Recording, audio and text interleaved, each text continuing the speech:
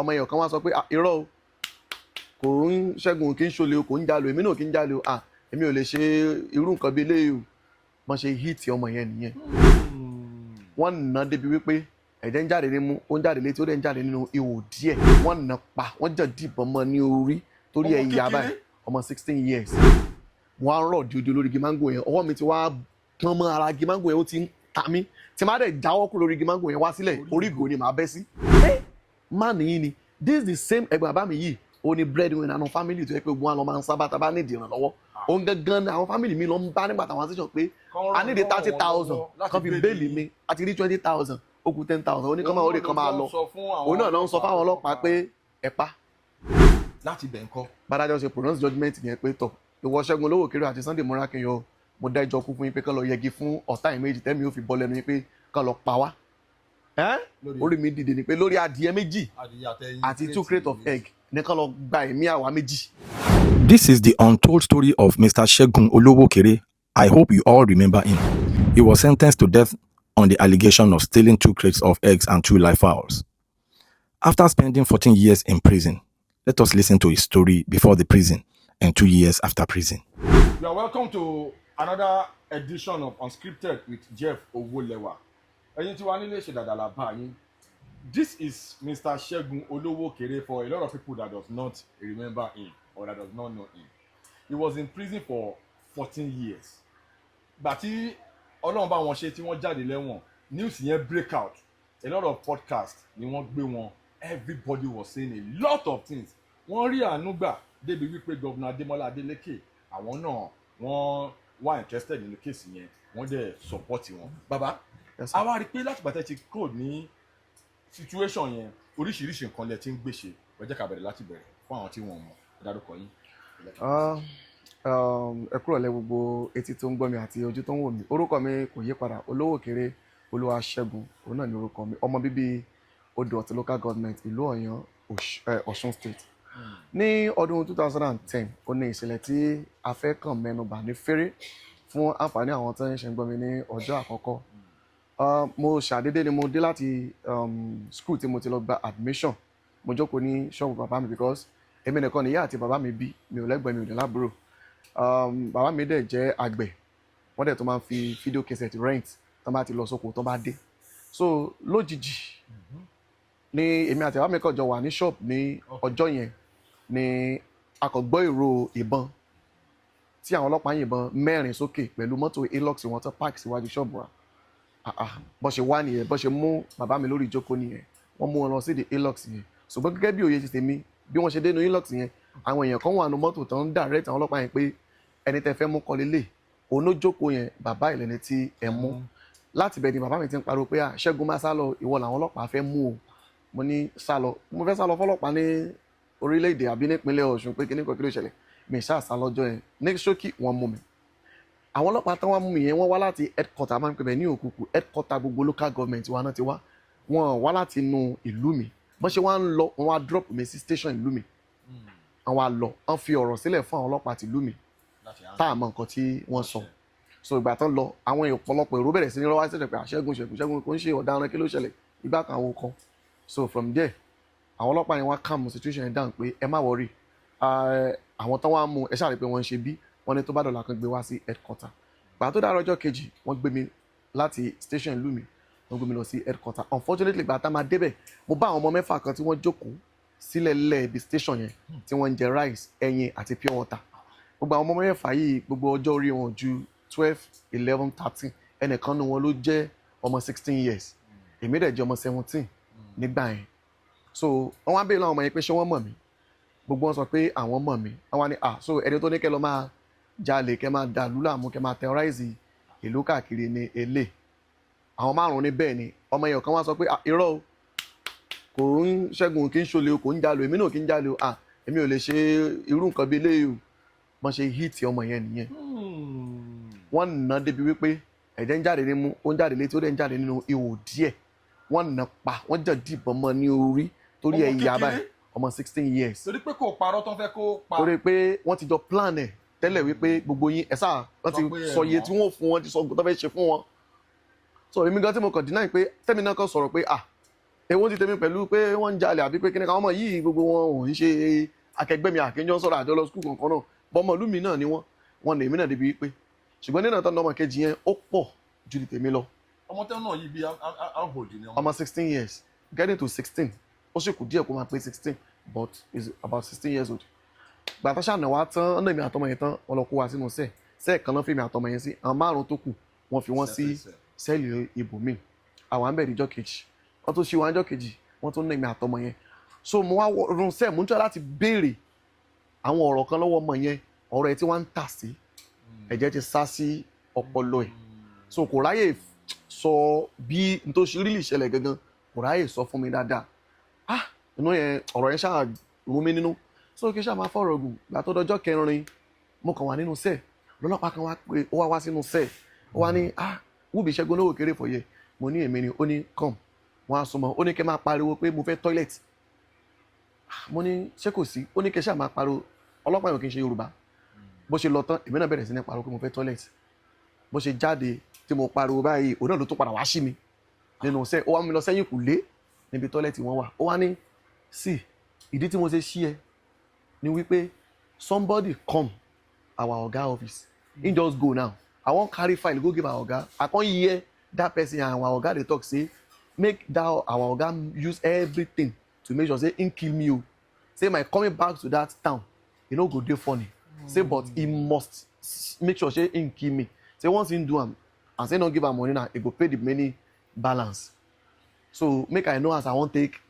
do o make dem no fit kill me say their oga dey desperate too e fit kill me o ìyẹn DPO wọn mo ní ẹ táwa lẹ́nu yẹn ó lóun ò mọ̀ ó lẹ́nu yẹn gbé mọ́tò báyìí wá kọ́lọ̀ báyìí ni mọ́tò yẹn rí irú description mọ́tò yẹn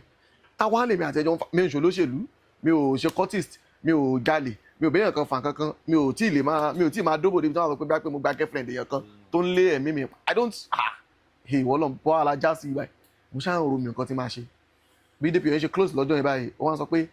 tó bá di ọ̀la tó ń padà bọ̀ tèmi ò báyìí ti jẹ́wọ́ pé òun máa rí nǹkan tèmi máa fojú mi rí ó ṣáà lọ bóyá ìdájọ́ kejì bóyá dé nìyẹn bá nìkan ṣí mi wá wọ́n bá ṣí mi mo jókòó sí bó ṣe ṣí mi mo jókòó sí lẹ́lẹ̀ bíi station yẹn nílẹ̀lẹ̀ pẹ̀pẹ̀ lórí ìyanrìn bó náà ṣe dé ní àwọn gbàgà fún ojókòó oníṣẹ́ mo ní láti jẹ́wọ́ mo ní ọ̀gá the same thing tí mo ń sọ láti jà òun àmì láti jẹ̀fà tí mo ti débi òun náà máa sọ 6 days kò sí kankan tí mo ní tí mo tún fẹ́ add àbí tí mo fẹ́ subtract n tẹ́ ń sọ mi ò mọ̀ ń pa ẹ̀ báyìí ṣe máa sọ pé èèyàn lọ jí adìẹ broilers fowl méjì àti 2 crate of egg ní poultry èèyàn tẹ máa sọ pé èmi ni mo ní káwọn ọmọ lọbẹ kán lọ ṣe tẹ̀lé mi náà ni mo involve nínú ẹ̀ ṣé ọ̀ràn wa lélẹ̀ yìí tí ẹ máa sọ pé mo kó àwọn ọmọ dídí 6 nìkan lọ máa fọ́ poultry èèyàn ẹ̀dẹ̀ kó adìẹ méjì ẹ̀ ní poultry ibi tán lọ 2 crate of egg yìí àwọn náà kó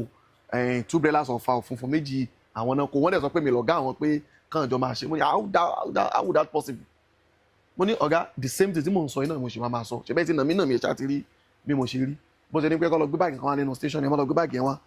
gbàtà máa gbé báàgì yẹn dé ìgò àkúfọ́ ló wà nínú báàgì sáàkì yẹn wọ́n á dà á sí lẹ́lẹ̀ báyìí igi mango dé wọn station yẹn wọ́n á ní kí n gun orí igi mango yẹn ọwọ́ mi ò tó mi lè forí bẹ́ẹ̀ wọ́n gbé mi wọ́n á fọwọ́ mi kọ́ sórí ẹ̀ wọ́n á rọ̀ díodí lórí igi mango yẹn ọwọ́ mi ti wá pọ́n mọ́ ara igi mango yẹn ó ti ń ta mí tí máa dẹ̀ jáwọ́ kúrò lórí igi mango yẹn wá sílẹ̀ orí ìgò ni màá bẹ́ sí mo ṣàtọ̀ fọlọ́pàá yẹn pé ó yá mo ti gbọ́ màá jẹ́wọ́ kọ́sà já mi bọ́ lẹ́lẹ̀ pé máa sọ̀rọ̀ gbà tí ọwọ́ yẹn ti ń ta mí mo dé lẹ́lẹ̀ báyìí padà ó ti rẹ̀ mí mo ti ń ké wọ́n ní ó yá sí mi lẹ́yìn láti wọn mo ní kò sí kan tí mo fẹ́ sọ bí ó máa yẹn ṣe yọ ìbọn nìyẹn bó ṣe kọ́ kẹ́ni bó ṣe ló máa pa mí nìyẹn to the glory of God nǹkan kọ́kọ́ jáde lẹ́nu mi sí máa yẹn ni pé sá wọ́n ní kẹ́ lọ pa mí kò sí problem ẹ pa mí o ṣùgbọ́n ẹ lè mú fóònù yín báyìí kẹ́ pa àwọn fámìlì yín nílé àwọn tó fẹ́ pa ìyàwó àtọmọ yín náà wọ́n dóde yìí sílé bẹ́ẹ̀ ṣe wà yẹn mi kàn mọ́ nǹkan tí mo fi sọ ọ̀rọ̀ yẹn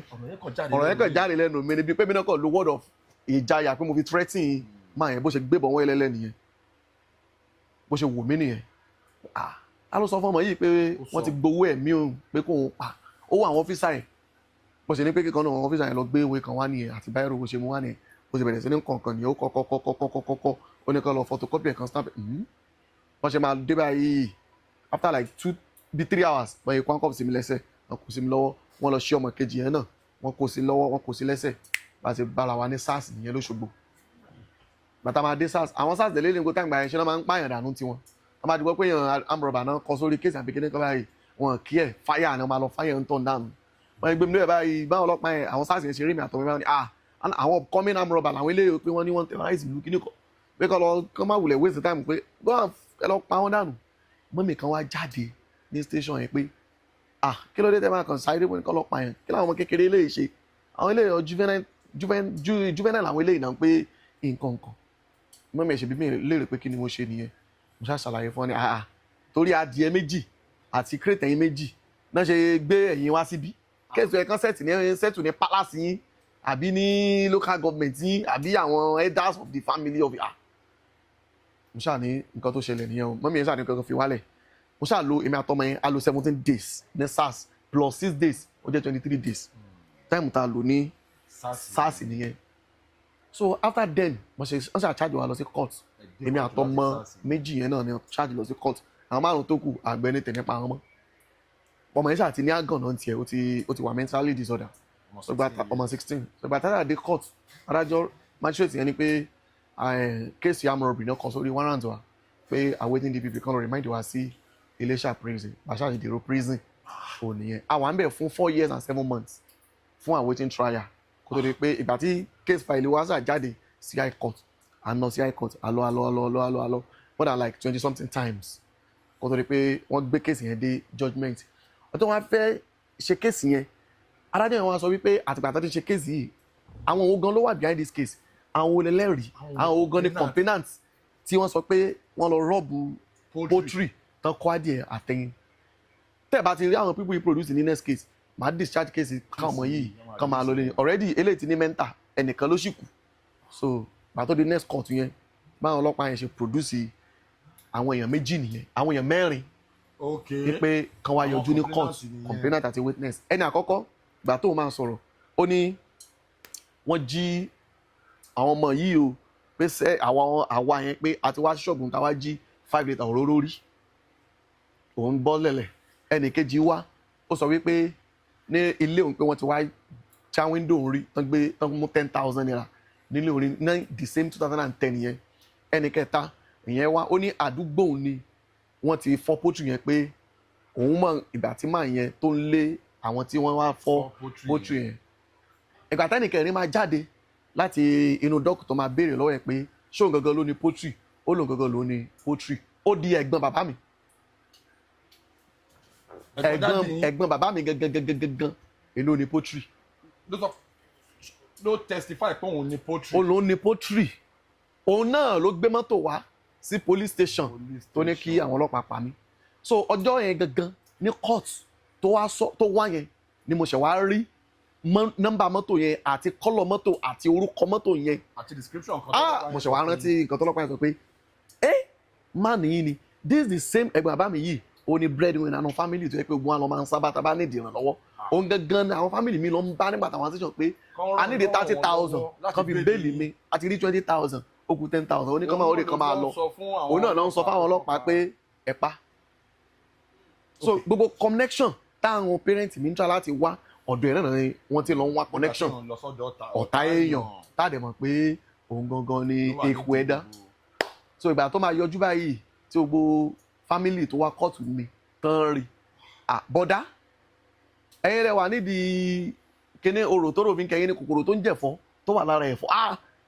ó dẹ̀ gbé báíbù ó dẹ̀ búra kóòtù pé òun lòun ní poultry kíní kan apá anybody jábọ̀ ni. láti bẹ̀ ń kọ́. bàdájọ́ ṣe pronounce judgement yẹn pé tọ̀ ìwọ Ṣẹ́gun Olowookere àti Sunday Morakinyọ mo dá ẹjọ́ kú fún yín pé kán lọ yẹgi fún ọ̀tá yìí méjì tẹ́mi ó fi bọ́ lẹ́nu yín pé kán lọ pa wá. orí mi dìde ni pé lórí adìẹ méjì àti 2 crate of egg ní kán lọ gba ẹ̀mí àwa méjì tán yányán. ìyẹn ni màmá mi gbọ́ lásán ìyá yẹn jábọ́ ó ń ṣubú ní kóòtù nítorí pé lẹ́sẹ̀kẹsẹ̀ àwọn èèyàn ti ń rí ẹ̀jẹ̀ tó ń jáde lára wọn pé wọ́n rí nǹkan oṣù ní táìmù tí ó yẹ kán rí nǹkan oṣù wọn ìgbà táwọn míì máa rọ́ọ̀ṣì wọn gan báyìí wọ́n ní ìyá yẹn ti kú o pé báwọn ṣe ń wo ìpè wọn ti kú lẹ́sẹ̀kẹsẹ̀ àwọn wọ́dà àti sọmọ yìí wọ́n ti fa aṣọ sí mi lójú àti ọmọ kejì náà wọ́n ti gbé wa wọ́n ti dinú court mo kàn ṣáà ń gbọ́ lọ bọ́n ṣe ń múfù wa lọ pé ọ̀yá ilé mà ti kú o pé kán máa wá nǹkan tó máa ti sí dáàdì mi náà bẹ̀rẹ̀ sí ní sáré tẹ̀lé mọ́tò Black Maria prison yẹn lọ títí nǹkan tí mo mọ̀ mọ́ nìyẹn kán tó gbé wa lọ sí dark cell inú sẹ́ẹ̀lì ibi tó mọ́ ń dúdú yẹn tán gbé máà tó náà sọ̀rọ̀ lọ yẹn condemn lábẹ́kúta ibẹ̀ náà gbé mi náà lọ mo wà ń bẹ̀ fún ọdún méjì kó tó di pé wọ́n tún gbé mi kúrò ní ibẹ̀ lọ sí Kirikiri lẹ́kọ̀ọ́ nígbà tó gbọ́ pọ́n ní mò ń kàwé lọ́wọ́ ni pé but orí ọ̀fẹ́ wà fún ẹlẹ́wọ̀n tó bá dẹ́jọ́ kú fún tí kò tí ì rí ọjọ́ kú ẹ̀ gbà torí pé ní píríọ̀dù yìí wọ́n pààyàn mọ́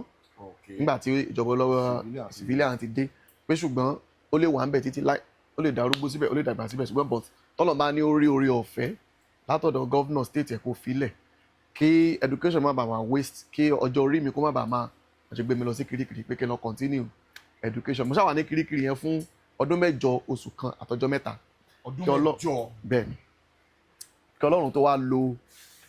actress Dr. Abiola Adebayo ní wọ́n á broadcast case yẹn síta pé àwọn gbọ́ pọ̀mọ̀ kan wà nínú ọgbà ẹ̀wọ̀n wọn á di àtẹ̀yìn ló gbọ́dẹ̀ ti lu 14 years Governor Ademola Adeleke báàlẹ̀ ṣe ràn wá lọ́wọ́ Ọlọ́run dẹ̀ lo Governor Ademola Adeleke gẹ́gẹ́ bí bàbá àsàbíyamọ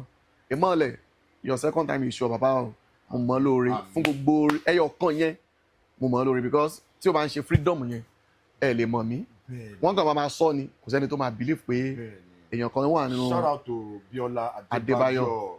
àti Governor Ademola Adeleke ní wọ́n gbà tí wọ́n gbọ́ case yẹn wọ́n tara bíyamọ wọ́n dẹ̀ fún mi ní freedom yẹn pé kí n máa lọ lé mi láyọ̀ àti àlàáfíà ó ní mo fi gba òmìnira kúrò nínú ọgbà ẹ̀wọ̀n after 14 years. So látìgbà tí Ọlọ́run ti wá lo Governor Ademola Adeleke through Dr. Biola Adebayo àti gbogbo àwọn Nàìjíríà tí wọ́n dìde lápapọ̀ àwọn nǹkan wo lẹ ti wá ń ṣe torí à ń rí àwọn akitiyan yín lọ́tún lọ́sì. What have you been using that your platform for? Your status as an ex-inmate. Àwọn kan wọlé tí ń ṣe. Thank you olóòtú. So ìgbà tí mo jáde nínú ọgbà ẹ̀wọ̀n ọ̀pọ̀lọpọ̀ àwọn èèyàn ni wọ́n fi ẹnu ṣe ìlérí ní social media àti ìjọba gan pé àwọn máa ṣe báyìí àwọn máa ṣe báyìí fún mi. So mo dúró fún ọ̀pọ̀lọpọ̀ gbà láti lè make sure pé gbogbo àwọn nǹkan tó ń sọ yẹn ó wá sí ìmúṣẹ débi pé ìjọba gan láwọn máa fi mí sí iṣẹ́ lẹ́yìn ọ̀pọ̀lọpọ̀ ìgbà oṣù bíi 5 tí mi ò rí nǹkan kan lẹ́yìn kábíyèsí Ọọ̀ni of Ifẹ̀ nìkan ni wọ́n support mi tó fún mi ní 1 million naira because gbogbo àwọn èèyàn máa rò pé bí a pé mo ti ju bí mo ṣe wà yìí lọ pé wọ́n ti fún mi lówó mo ti dolówó mo ti ṣe gbá mo ti ṣe kò sí anybody tó fún mi ní nǹkan kan ju ẹni tí mo sọ yẹn lọ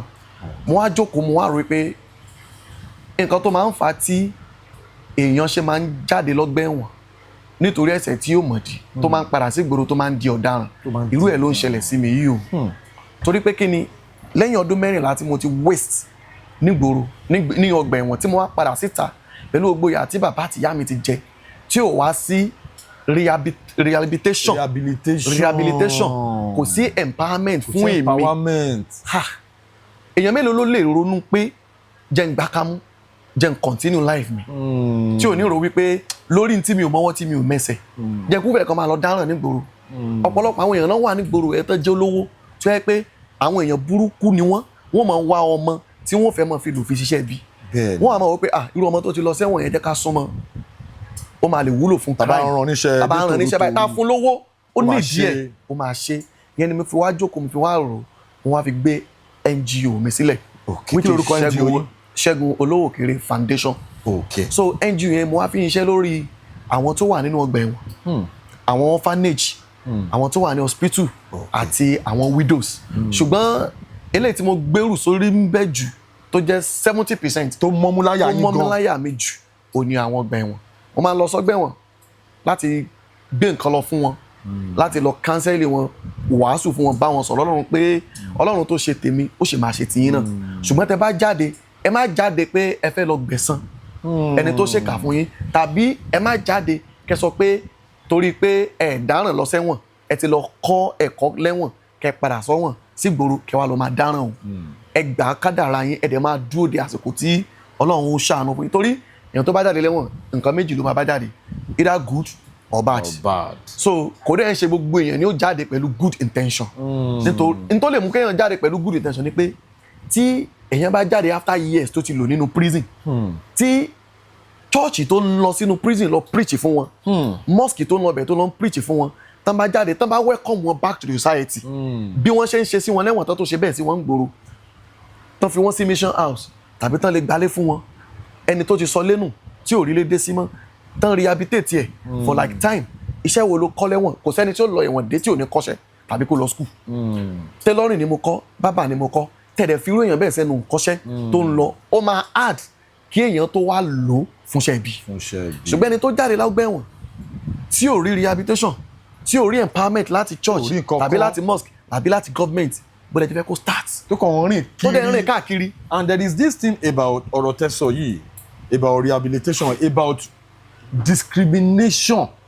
Àwọn èèyàn máa ń discriminate against àwọn tó bá ṣẹ̀ṣẹ̀ dé jáde látẹ̀wọ̀n. Yes. They don't even want to associate with them. Yes. Tó bá ti yọ ọlọ́kan báyìí a bá ti máa rí. Ẹlẹ́wọ̀n ló ń bọ̀. No, àwa gangan as a people àwa gangan a ní problem and we should be ashamed of ourselves. Téèyàn bá rí irú problem yẹn tó lọ sẹ́wọ̀n unjustly fún ẹ̀ṣẹ̀ tí kò mọwọ́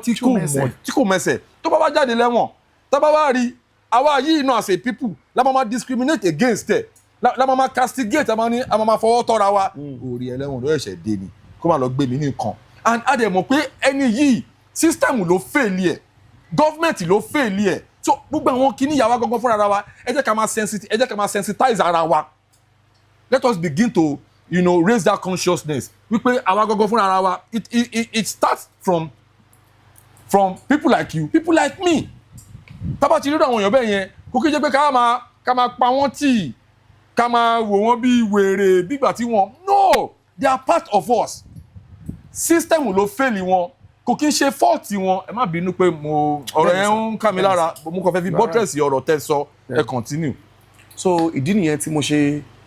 yan iṣẹ́ yẹn láàyò pẹ̀lú èmi àti àwọn committee kan tó pè ní stakeholder chairman of Osun State pé a gbọ́dọ̀ mú iṣẹ́ yìí lọ́kùnkúndùn pé àwọn tó bá ń jáde yẹn a gbọ́dọ̀ máa fi àyè sílẹ̀ láti máa gbà wọ́n mọ́ra bí ìjọba bá fọwọ́ gbà wọ́n káwa gbà wọ́n nítorí pé àwọn èèyàn wọ̀nyí tí a bá máa ṣerú nǹkan báyìí fún wọn tí àwọn oníṣẹ́ ibi yẹn bá ń rí wọn lò ó máa rọ̀ wọ́n láti gain àti wọn for example ẹni tó nídìí 1,000 tó fẹ́ fi jẹun ẹni tó nídìí ilé 80,000 100,000 tó fẹ́ gbà tí ò rí tí èèyàn kan wá offer ẹ̀ ní business dirty business pé wá bá mi ṣerú nǹkan báyìí fún mi ní information àwọn tó wà ládùúgbò ẹ̀ àwọn kìnìkan tán wá tẹ 1 million naira fún irú èèyàn bẹ́ẹ̀. Ó máa ṣe nǹkan tó ń sọ pé kó ṣe. Ó kàn rí 1 million naira ẹni tó nídìí 100,000 àwọn afọ ní 1 million kò ní ìrólẹ̀ méjì á wọ pé ìjọba ti fail mi already kí ló wá kù mo ní láti survive ó máa gbà á tó bá dẹ̀ gbà á tó rírú ẹ̀ lálákọ̀ọ́kọ́ tó ṣe successfully òun gan ni ó tó máa bring more people pé ẹ wá business ìwọ ẹ̀ ọjà àjọ máa ṣe láti bẹ̀ lọ criminals ó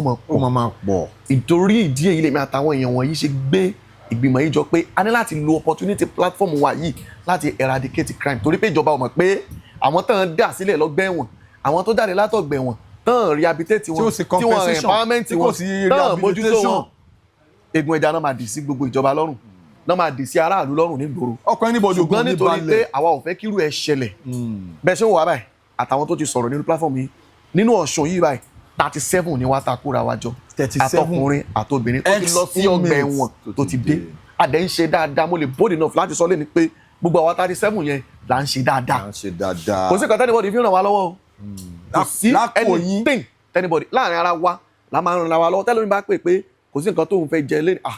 à pè ẹ̀ ló wá fa àbọ̀dá ṣé wọ́n ní nǹkan kan mẹ́rin èmi ní 500 ìwọ́n ní 200 agbára ẹ̀jọ̀ 2000 a máa send ẹ̀ sí lóyìn bẹ́ẹ̀ tó bá jẹ́ni tó close mọ́ wa ni a lè lọ bẹ́ẹ̀ wò tá a máa fún torí a fẹ́ jẹ́ kó ro the other side of tó bá jáde lọ gbẹ̀wọ̀n ìdí nìyẹn tá a ṣe gbé platform bá a dẹ̀ ṣe gbé sílẹ̀ a ní group tá a create fúnra wa tá a ti máa ń bára wa sọ̀rọ̀ a dẹ̀ máa ń pàdé ní ẹ̀ẹ̀mejì láàrin oṣù fún physical prayer 2 hours online náà a tún máa ń ṣe náà lálálẹ́ a máa ń ṣe prayer ẹni tá a bá ti rí a lọ bẹ̀ wò kí ló ṣẹlẹ̀ ṣé kéde pé nǹkan kan ṣẹlẹ̀ sí bá a ṣe máa ṣe ní ẹ fi rí pé ó rọrùn fún wa bá a ṣe ríra wa kójọ yìí bẹ́ẹ̀ lẹ́fẹ́ gbogbo wa 37 yẹn láàrin 1 hour báyìí á pèrà wa jọ torí a fẹ́ máa monitor ara wa láti bẹ̀ lọ ká tún máa wo àwọn míì another thing advantage tó wà bẹ́ẹ̀ ni pé àwa tó ń ṣe group ní ṣe pé a fẹ́ máa fi ran ìjọba lọ́wọ́ a ṣe ní ṣe pé olè ló máa mẹsẹ̀ olè tọ̀ bá a ṣe wà yìí láàrin ara wa tá a ti lọ bẹ̀yẹn tá a dé tàbá rọ original criminal a máa dà mọ̀ yàtọ̀ sí ọlọ́pàá bẹ́ẹ̀ ìṣẹ̀lẹ̀ kan ṣẹlẹ̀ ní bí ọ̀sẹ̀ kan sẹ́yìn sìn fúnra lára mi ni mo mú suspected bandit nínú Òṣogbo yìí tán pretend bí bandit wèrè ẹ bá lọ wo platform mi ní TikTok ẹ máa rí bẹ́ẹ̀ tí mo post ẹ̀ ó pretend bí wèrè méjì but torí pé mi náà ti ní criminal sense rí lọ́gbẹ̀ẹ́ mo ṣe láwọn méjèèjì tán bọ̀ ẹ̀ mo ní ọkàn mi sọ fún káyọ̀ yìí pretenders wọn kì í ṣe wèrè wọ́n dẹ̀ múra tán wọ nǹkan tó dọ̀tí tán ṣe rough tán ṣe gbogbo ẹ̀ ó de nǹkan mẹ́sẹ̀ bí ẹni ó dẹ epo sójú ẹsẹ̀ yẹn bí ẹni pé ìgbó wà bí ẹsẹ̀ tó ń ṣe támúrégé ìgbà tí mo súnmọ́ àwọn méjèèjì wọ́n exchange blow pẹ̀lú mi àjọ exchange blow torí pé mi náà ní a little training díẹ̀ ni mo fi nínú gbòòrò kí n tó lọ case náà but ìgbà tí mo tún wà lẹ́wọ̀n náà mo ń continue ni mo fi defeat àwọn méjì yẹn káwọn èèyàn tó come to arrest you at the end of the day atura wọn a ṣe gbogbo ẹ̀ oríṣiríṣi ìjàmbá abalára wọn àtògùn àti gbogbo ẹ̀ wọn kì í ṣe wèrè o normal èèyàn ni wọn ṣùgbọ́n ọlọ́pàá kọjá lára wọn lè mọ̀ DSS ó kọjá lára wọn lè àmọ̀tẹ́kùn kọjá lára wọn ní wèrè ni wọn but torí pé criminal sense yẹn táwa ti kọ́ yẹn ó wà nítorí irú ẹ̀ làwọn òṣèfẹ́ kí gbogbo àwọn èèyàn wa tó lè jáde lọ́gbẹ́ wọn kankan wà ní gbòòrò láì ní nǹkan kan láì ní iṣẹ́ tán ń ṣe lẹ́nu ọjọ́ mẹ́ta yìí bí ọ̀sẹ̀ ta lò tán yìí Ọlọ́run lo ọba kan náà láti ọba Èkìtì ní Ìṣàgámù lọ́wọ́ ọba Adéṣẹwà Awélẹ́wà ó gbé láti odidi Ògùn State nígbà tó gbọ́ program mi ní TikTok pé mò ń ṣerú nǹkan lórí àwọn kan tó yẹ kí ìjọba ṣe lélẹ̀ wọ́n dẹ̀ wá wọ́n wá fún wa ní rice wọ́n fún wa lẹ́wà wọ́n fún wa ní gàrí wọ́n fún wa láṣọ wọ́n tó fún wa lówó gbogbo àwa 37 ex-inmate yẹn wọ́n fi ìrànlọ́wọ́ wọ́n dẹ̀ ṣèlérí pé nǹkan táwọn bá lè ní láti fi ṣe àwọn máa ṣe láti ra irinṣẹ́ fún àwọn èèyàn gbogbo nǹkan táwọn èèyàn mi ń béèrè yìí tí ìjọba wa fẹ́ ràn wá lọ́wọ́ nínú Ọ̀ṣun State yìí báyìí kò tó 10 million naira tán lè ṣe fún wa tán lè sọ pé on behalf of government of Ọ̀ṣun State o on behalf of olówó kan nínú Ọ̀ṣun yìí lè ṣe pé gbogbo ẹ̀yin prisoner tẹ́ ti jáde lọ́gbà ẹ̀wọ̀n yìí o mo fún yín ní donation báyìí láti bẹ̀ ẹni tá máa ra industrial machine wà fún ẹni tá máa ra clipper fún ṣèbéyàn kan ló nídìí 250,000 yìí just pé kò fi ra organizer tó bá rà yóò jí láàárọ̀ yóò lọ bẹ̀ yóò close lálẹ́ èṣù òní ẹni èèyàn burúkú òní rí ọwọ́ ẹ̀ tó dilẹ̀ wọn ní rí fi bẹ̀ ní iṣẹ́ ìdí nìyí tí mo ṣe gbé platform yìí sílẹ̀ àtẹ̀mí àti stakeholder chairman of Ọ̀ṣun State in person of Pastor Prophet Sunday Adeoti. Okay. First, ká tó proceed. NGO yìí yẹn mo fẹ́ kẹ́ sọ account details yìí yẹn fún a lot of people tí wọ́n ń wò wá. Thank you sir. Gbogbo àwọn tí ẹ wò mí lọ́kùnrin àti ní obìnrin torí pé bí olóòtú ṣe sọ àwa náà ṣì nílò lọ́wọ́ fún NGO èmi gangan personally fúnra lára mi gan mo ṣì ní ìdìrànlọ́wọ́ torí mo kọ́ iṣẹ́ kan lẹ́nu ìgbà tí mo jáde èèyàn kan náà ló ràn mí lọ́wọ́ tó ní kí n lọ kọ́ bọ́n ṣe máa ń ṣe omi yẹn a máa ń pè ní energetic canging water iṣẹ́ omi yẹn ó ń ṣe iṣẹ́ oríṣiríṣi nǹkan. Omi ṣé table water ni àbí omi tó máa ń kò ń ṣe table water la máa ń pè but ó máa ń wà pack nínú nylon bí keg nylon bí keg báyìí náà yẹn ṣe nylon yẹn so omi yẹn dẹ̀ wà ó wà òkè gan omi mímu ni téèyàn bá mú ó ń ṣiṣẹ́ fún fibroid fẹ́ni tó bá ní fibroid ó ń ṣiṣẹ́ fẹ́ni tó ní hypertension ó ń ṣiṣẹ́ fún ẹni tó ní oríṣiríṣi àìsàn táwọn pé ẹ mọ̀ gba abẹ́rẹ́ mọ̀ gba drip lé so mo wá ti ń gbìyànjú láti lè rí owó torí iléeṣẹ́ yẹn ó wà lẹ́kọ̀ọ́ ó wà l'Ábùjá ó wà ní Ìbàdàn ó wà ní bí almost 11 states ní Nàìjíríà yìí ṣùgbọ́n kò sí l'Ọ́ṣun mo wá ń gbìyànjú mo ti kọ́ mo ti mọ̀ láti rí owó láti ra machine yẹn kírò àwọn èèyàn mi yìí náà àtàwọn kan kí n kó wọn mọ́ra kémi náà lè fi ṣe kíni kí n fi kọ́ wọn ká máa gbé lọ sí hospital ká máa gbé lọ sí àwọn tí ara wọn ò yá ní ilé kọ̀ọ̀kan àwọn olówó yẹn kàn náà máa mú omi yẹn máa pọ̀ omi yẹn ní energetic canging water omi tó dáa ni ní machine kékeré ìpele mẹ́ta ni kékeré tó wà ń bẹ̀ 4 million naira eléyìí tó tẹ̀lé 5 million naira eléyìí tó jẹ́ pátápátá ibẹ̀ 6 million naira eléyìí tí n bá ní oore ọ̀fẹ́ agbára láti rà èmi náà ó fi dá dúró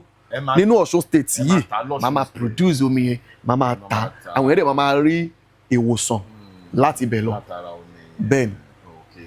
so account details tí mò ń lò òun lélẹ̀ Jaiz Bank 0019370295 0019370295 Jaiz Bank Segun Olowookere Saheed orúkọ tó máa gbé wá nìyẹn Segun Olowookere Saheed àti ẹ̀rọ ìbánisọ̀rọ̀ fún èèyàn tó bá fẹ́ pè tàbí láti fẹ́ ṣe ìwádìí nípa àwọn nǹkan kan 08066361015 08066361015. Thank you, sir. Thank you, Mr. Segun, Jajiri, in my own little way. Yes, sir. Èmi náà máa support. Irú ìgbìyànjú tẹ́ fẹ́ ṣe lórí omi tẹ́ sọ yẹn, orí mo wà interested. Irú omi yẹn tẹ́ bá ti eventually mo ká máa rà nígbà tẹ́ bá ti eventually set up ẹ pè mí káwa náà wá káwa yà ká ṣètò olówó ẹ̀ dáadáa káwọn èèyàn tún lè mọ̀ pé nǹkan báyìí ó ń ṣiṣẹ́ báyìí ó dẹ̀ ti wà ní Ọ̀ṣun state tẹ́ bá dẹ̀ fẹ́ rà ẹni báyìí lẹ máa bí báyìí lẹ máa ti get ẹ̀. Then another thing fún ọ̀rọ̀ tẹ́ sọ torí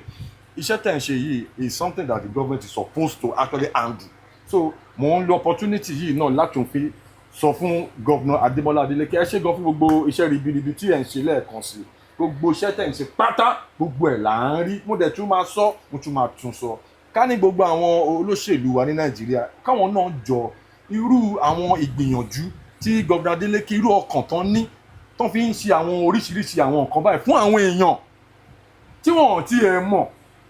tábà nírú àwọn èèyàn báyìí ní àwùjọ wa ni it will be a better society. Ẹ jọ sà ẹ túbọ̀ bá tẹra mọ́ ẹ jẹ́ ó yẹ ká ti ní program tó máa handle irú àwọn tó máa support irú àwọn NGO tẹ́ gbé kalẹ̀ yìí mo dẹ̀ mọ̀ pé bá ṣe ń sọ yìí náà wọ́n ti ń gbọ́ torí gọ́vnà tó máa ń listen ni wọ́n dẹ̀ máa ń gbọ́ gbogbo nǹkan táwọn èèyàn bá sọ tó bá ń dùn wọ́n ní ọkàn ẹ ṣeun gan sà adúpẹ́ o àdúpẹ́ Ọlọ́run àtúbọ̀ máa kún yín ní ọwọ́ second time yẹn lágbára Ọlọ́run ẹ̀ máa wọlé bàbá ká tó ráàpù ètò yìí họ advice wo lẹ ní fún àwọn èèyàn a lot of people that wọ́n ti ọlọ́mọ ayẹka rógun ẹ̀wọ̀n but for someone like you that have had that experience advice wo lẹ ní fáwọn èèyàn. ẹ ṣe olóòtú ní ṣókí nǹkan tèmi kàn fẹ́ gba àwọn èèyàn wa ní ìmọ̀ràn ni pé especially àwa ọ̀dọ́ ẹ jẹ́ ká gbìyànjú nípa ká múra sí àdúrà ṣẹ́rí tí n bá sọ wípé má rìn báyìí má ṣe báyìí má ṣe báyìí wọ́n tọ̀ fún àwọn tó yẹ pé wọ́n ti ẹ̀ dáràn tó yẹ pé inú ilé wọn gan wọ́n rẹ́wọ̀n yìí ẹni tó ń rìn ó lọ bíṣẹ́ ó ń bọ̀ ó ṣàgbákò so kò ń ṣe pé ọ̀ǹtì tó bá tó lọ dáràn mo nínú platform mi mo máa ń ṣe program lecture fáwọn èèyàn má rí lọ́kàn pé òrìpà tó bá kidnap tó bá jalè tó bá rape tó bá ṣe nǹkan kan òun ló tó lè dé ọgbà ẹ̀wọ̀n irọ́ o anything ló lè gbéyàn lọ́gbà ẹ̀wọ̀n èèyàn kan ló lọ báyàn ṣiṣẹ́ tẹ́gbọ́ yìí iṣẹ́ ló lọ báyàn lọ gé koríko láti bẹ̀ ó dèrò ọgbà ẹ̀wọ̀n so advice mi ni pé ẹ jọ̀ọ́ ní gbogbo ìrìn àjò wa ẹ jẹ́ ká máa wà very very careful ká dẹ̀ máa wà prayerful àdúrà oṣù gbogbo tán Ọlọ́run á dẹ̀ ràn wá lọ́wọ́ then fún àwọn ìjọba wa kí wọ́n jọ nítorí Ọlọ́run ní orílẹ̀-èdè Nàìjíríà lápapọ̀ kán jọ ká máa bá wa look into the office of àwọn ọlọ́pàá wa àwọn uniform personnel wa tí wọ́n mú ọ̀daràn àti judiciary kán máa ṣe tọpinpin case nítorí pé ẹni tí kò dá ọ̀ràn tí ọlọ́pàá mú wá sí court tí ọlọ́pàá bá tiẹ̀ parọ́ mọ́ ó yẹ kí court lè ṣe àwọn ìwádìí fínífíní kan tó rán èèyàn bẹ́ẹ̀ lọ sẹ́wọ̀n ẹ̀wọ̀n kì í ṣe ibi tó dáa o kí wọ́n ṣe gbé èèyàn tẹ́rán lọ sẹ́wọ̀n ló ń padà ń dé tó ń dọmọ gidi o kó má bàa di wípé tá bá padà dé láti ọgbà ẹ̀wọ̀n yẹn ẹni tí ó rà yóò padà máa bá wọn pín nínú rẹ̀ téèyàn kan bá jáde lọ́gbà ẹ̀wọ̀n tí yóò yí padà tí yóò ṣe dáadáa tó bá padà dé gbòòrò mo lè sọ fún olóòtú láàrin 1 month ó lè ní gang 20 tí wọ́n dẹ̀ máa mobilize tó máa ti ṣe ibi lọ nínú ìlú wọn dẹ̀ ní lórí ọ̀fẹ́ àti dọ́dọ̀ àwọn olówó yìí o àwa mẹ̀kúnnù a máa forí ko ẹ jọ̀ọ́ our government we are using this opportunity to beg please let's take a very good look of our system in Nigeria and judiciary God will help us all. ẹ jẹ́ kí ẹ̀dùn náà buttress yẹn ẹ jọ̀ọ́ nítorí Ọlọ́run especially àwọn justice department wa pẹ̀lú Nigerian police force and the rest of the security operatives in this country please let us endeavour to look into cases thoroughly let us peruse all these cases before we send people to prison sending people to prison indiscriminately we are adding more criminals to this society that is exactly what is happening because a lot of people wọ́n ń ṣe nǹkan wọn ò mọ implication nǹkan tí wọ́n ń ṣe ẹ jọ̀ọ́ nítorí Ọlọ́run ẹ ń try ẹ ń gbìyànjú but tí wọ́n bá ti gbá àwọn ẹjọ́ yìí wá especially àwọn Nigerian police wa ẹ jọ̀ọ́ ẹ̀bẹ̀ lábẹ́ àbá yín jà àbú yín ẹ jọ̀ọ́ ẹ jẹ́ ká máa fi ẹ̀mí Ọlọ́run ẹ jẹ́ ká máa fi ẹ̀mí Ọlọ́run ká máa fi treat gbogbo àwọn cases tó bá kó wá síwájú wa ẹlòmíì ó kàn máa fi ọwọ́ agbára mẹ́lòmíì ó dẹ̀ máa ní màá rán ẹ lẹ́wọ̀n ó dẹ̀ máa rán ẹ lẹ́wọ̀n kò yẹ kó máa rí bẹ́ẹ̀ we are supposed to have forensic analysis we are supposed to have forensic department in our criminal department ní police force wa gbogbo àwọn kìíní let us begin to inculcate all of these things into the police force ẹ jọ̀ọ́ nítorí Ọlọ́run ẹ̀bẹ̀ lábẹ́ o àbáyéjà àbúyín o ẹ kàn jọ̀ọ́ nítorí Ọlọ́run torí pé orí yeye ní mọ̀gùn àṣẹ ló pọ̀ Jeff Owolewa lórúkọ mi Unscripted lẹ́tọ̀ God bless you for your support. àlejò wa wọ́n ti sọ àkáǹtì wọn, wọ́n ti sọ everything, ẹ jẹ́ ká ràn wọ́n lọ́wọ́. Ẹ ṣé gan, God bless.